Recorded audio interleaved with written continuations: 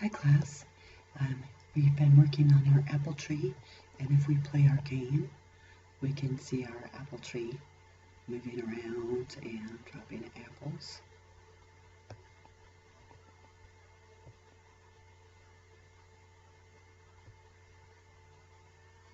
And we're going to, of course, work a little bit on our positioning, but right now things are set up where we have our apple tree and our apples on different things as colliders, and we want to make sure that they're not colliding into each other. So we're going to fix up some different layers within our system so that we can keep them separate. So in our inspector, when we have our apple tree selected, we're going to look at this layer drop down, and we're going to add layers. So we see that the top built-in layers we can't adjust, but we can adjust the higher layers. So we want to set layer 8 to be our apple tree layer, and layer 9 to be our apple layer, and layer 10 is going to be our basket layer, and that should keep things separate. Now we want to look at the physics of this to keep our different collisions where they need to be. So we're going to look at Edit, Project Settings,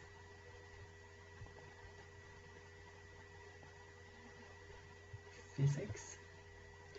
Now we're going to look at our Layer Collision Matrix Grid, and this is going to tell us which things collide with each other. And I'm going to get this fixed up for our project. We're going to say that our apple tree does not collide with an apple, and an apple does not collide with an apple. And now that we have everything set properly, we're going to assign layers to the important game objects. So let's click Apple in the project pane.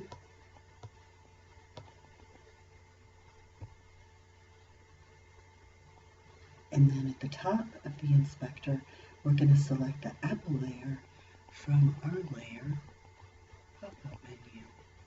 So now we have those new options available. We're going to say, yep, that's what an apple is part of that layer. Then we're going to select our basket.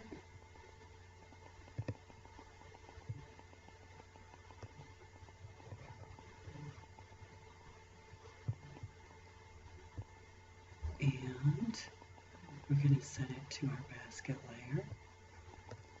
And then we'll set our apple tree to our apple tree layer. Yes, all of the children. Okay, so now everybody's got their own layer, and we want to make sure that we're not colliding. Now let's see if we can tell any difference in our gameplay. There, that looks better. Now they're not dropping kind of out of the bottom of the tree and bouncing around, I guess, inside there. So I like that. So now we want to set up some code to stop our apples if they are falling too far. So we don't want them to be dropping off the bottom of the screen, because if you look at your inspector, you'll see that those instantiated objects are staying alive, and we need to take care of making sure they go away. So let's find our apple.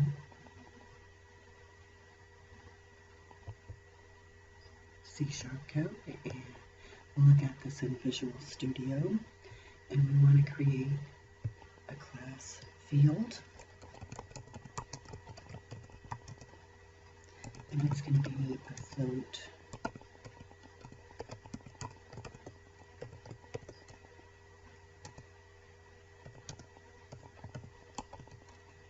And of course we remember that since we're setting this up as a class level public variable, we'll be able to change that value in the inspector if we would like, so that we can try some different options. We're going to place our code in the update method, and we're going to say if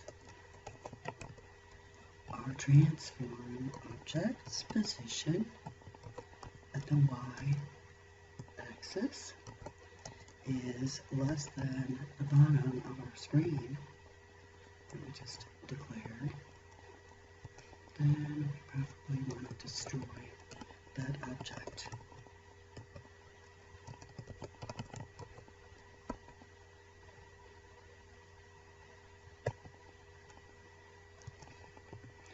And we'll get rid of that apple. So that should make things disappear as we're running out at the bottom of the screen. I'm going to save here. Play it.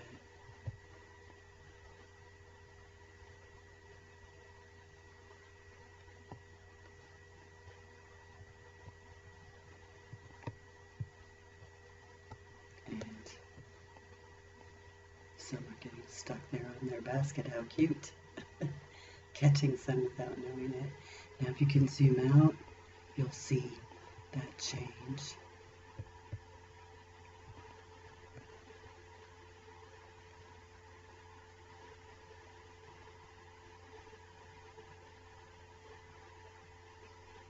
Anytime you want to destroy a game object like that, you can call the destroy this.gameObject. If we did just destroy this, we would just remove the script component from the GameObject instance, because this refers to the current object instance of the C# class from which it's called, the Apple class, so not the GameObject. So if you want to really get rid of that GameObject, you have to destroy this.GameObject. That's all we really need to do for our Apple GameObject. So let's get to our baskets. We want to make our basket game objects work, so we're going to be talking about something that we'll be looking at often throughout our tutorials.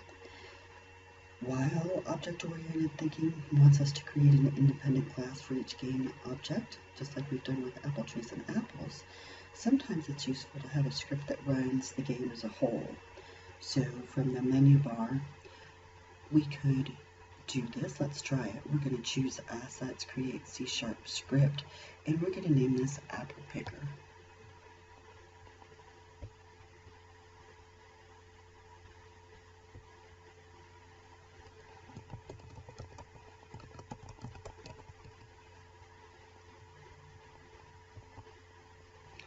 And in our Apple Picker, we're going to In our Apple Picker, we're going to have some class level variables set up. We're going to have a game object, and this is going to be our basket prefab. We're going to have an integer set up. That's going to be our num baskets. And we're going to set that to 3. And then we're going to have a float variable basket bottom y, and we're going to set this to -14f,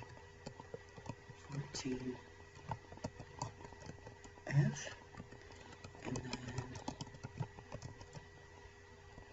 a basket spacing y is going to be 2f. In our start, we're going to create a for loop using an integer named I, starting at 0, and while I is less than the number of baskets, we're going to keep incrementing. So we're going to make a basket.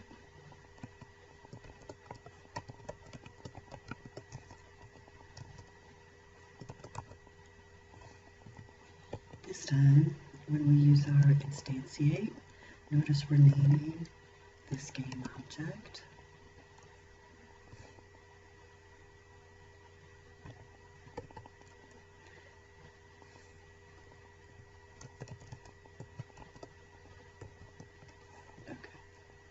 So we've created a basket. We're going to create a vector 3 object, a position, actually. And we're going to initialize this at 0. Then we're going to set the y position equal to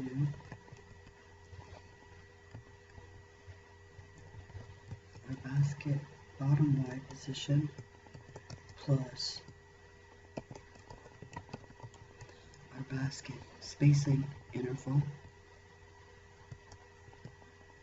times I. So we're going to be moving our basket, and then we're going to update that transform position in our basket object.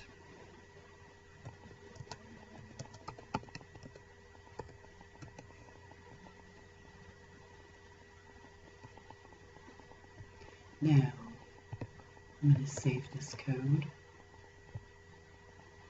and return to Unity. And I'm thinking, as I look at my assets here, that I neglected to create a basket prefab. So I'm going to do that. Drag this over here.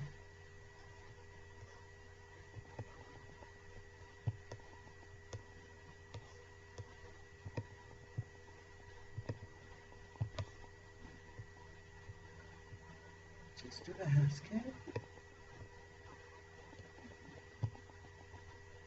And this will be my basket prefab.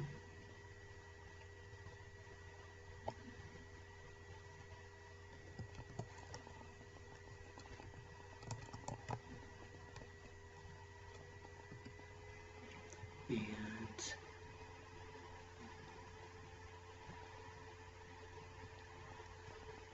I would like to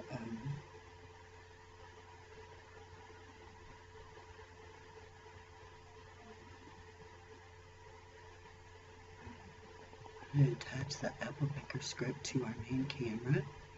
So we've already got that done. Then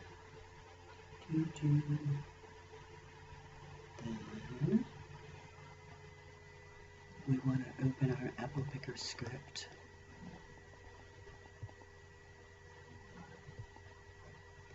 Looking at stuff here and what we want our apple picker to be. Where are we?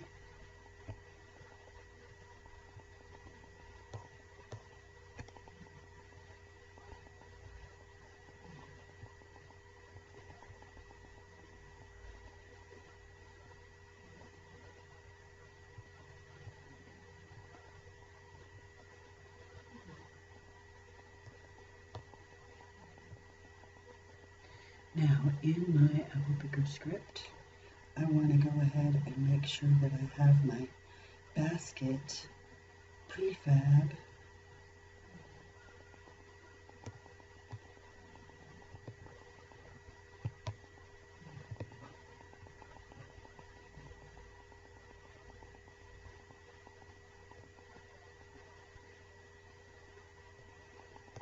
Let me see if I've got my apple picker script properly set up. Oh, did I create a new one?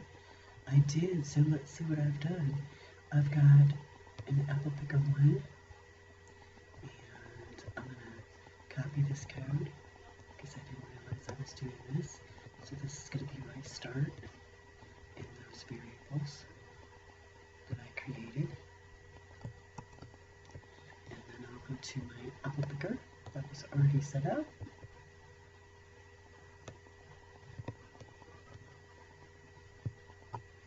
Paste those and save that to make a difference here. Now, if I look at my main camera and my apple picker script, now I see my variables the way I should, and I can drag my basket prefab into there. these ones because we don't need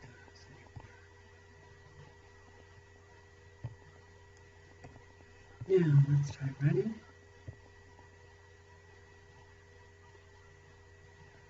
Got 3 baskets. And we're going to continue on here. Okay, so we should be able to set things up where we can move our baskets with our mouse. So let's create our basket scripts. Here's my basket script. I'm not going to do the same thing again. And in my basket script, we're going to be working with our update method. And first, we're going to get our current screen position.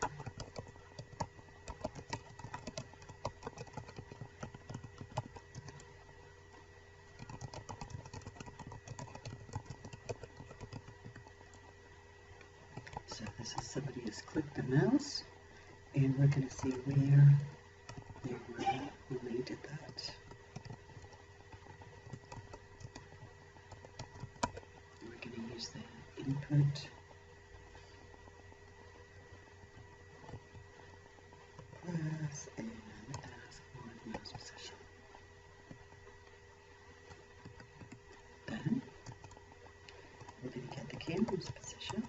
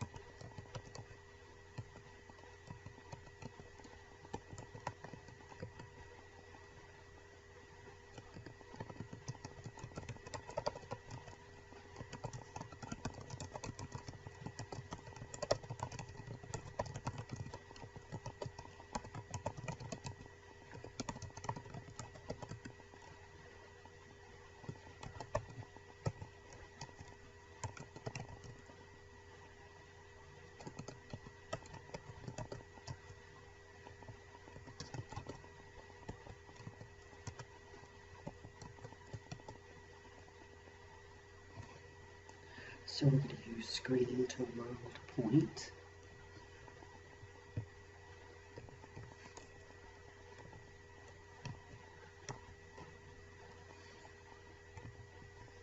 Lots of different methods available for us, but we're taking this 2D position and converting that into a 3D space position because we have to go from 2 vector locations to 3.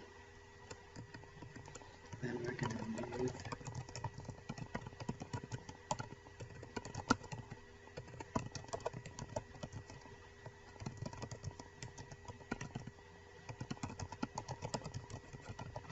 basket there.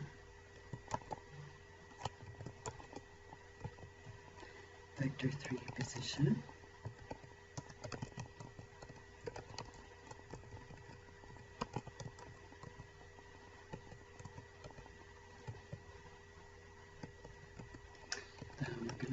The X position equal to the new 3D position that we just calculated.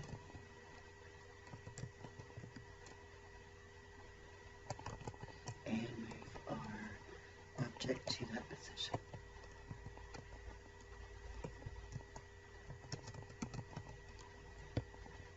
Okay, so now when we click, we should see that movement. Let's save this and try it.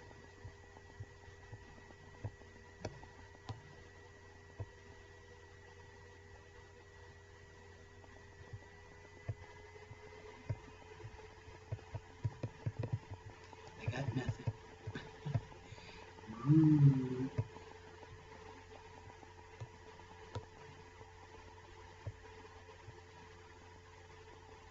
Let me make sure my basket code is associated with my basket prefab.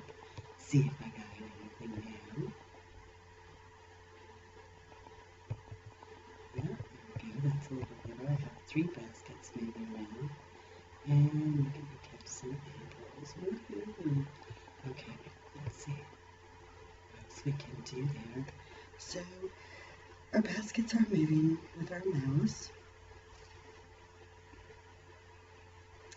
And I was able to sort of, collect some apples. They're landing there on the baskets. So, let's catch them. So I'm going to update our basket code. And we want to catch some apples. So we're going to be adding a new method. So we go down here past our update. And this is going to be a void method, and it's the method we're going to be overriding is on collision enter. And we're going to call this collision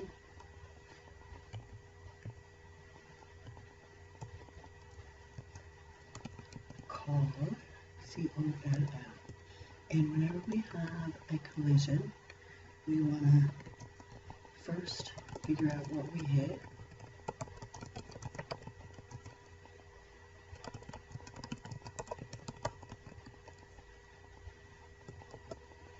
We're going to use our game object and see what we collided with, and populate that with our collision game object. If what we collided with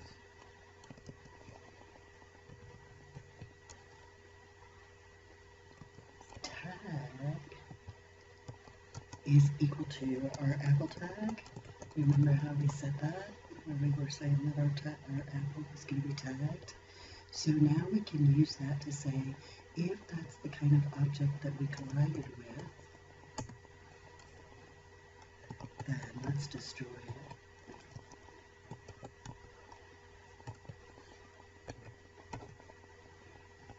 So then we'll just be sitting there on our basket.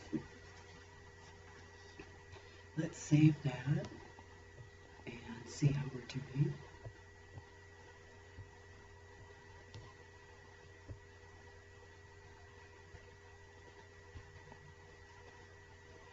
Mine is totally following this, and it looks like, and I got an apple. Look, I disappeared. Cool. Destroying them as they're being caught. So that's working. My tree's moving around, whatever it's doing. Okay, so awesome. So all we have left then is to fix this thing up and put in a score and some of our other game management type things, some levels. So I'm going to save this.